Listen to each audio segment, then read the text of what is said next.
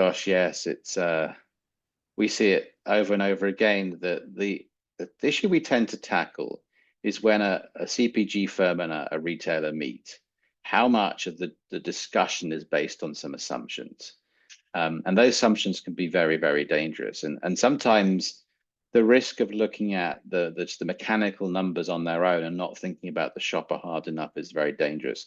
The story that sticks in my mind was a supplier supplying actually vegetarian food products to Tesco in the UK. And because there was quite a wide range of vegetarian foods in Tesco, I think it was in the frozen section actually, doing the rate of sale analysis from best to worst for the freezer cabinet, a lot of these lines were very small sellers. So logically, the buyer said, look, I'm just going to delist half of these because they're not giving me a good return on my shelf space.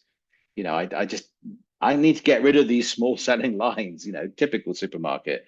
I only want to have the best sellers, right? Because that's how I make money. Our data, however, and in fact, they did delist it, and the supplier was living for a year with half their range delisted. So this was a huge hit. You can imagine the amount of business they lost. And they couldn't find an argument that would get Tesco to change their mind because the rate of sale data was very objectively factual. You can't argue with rate of sale data. But we uncovered one very simple fact. I think one fact changed the argument, which was that for a vegetarian food shopper in Tesco, the number one success criteria for the shopper was choice. So the thing they made a priority above anything else was having a good choice of vegetarian food.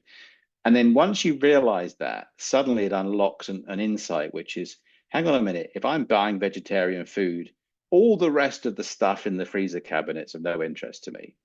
So it doesn't matter that you've got lots of sausages and chicken and bacon and all those good selling lines. I'm never going to buy them because I'm a vegetarian. And they realized that in cutting the range down of the vegetarians, the risk was they would lose those shoppers to the store. So they would go somewhere else to find the choice of vegetarian food. So not only will they not trade up to something else, they won't just swap and buy something else in the fixture. They will go to another store.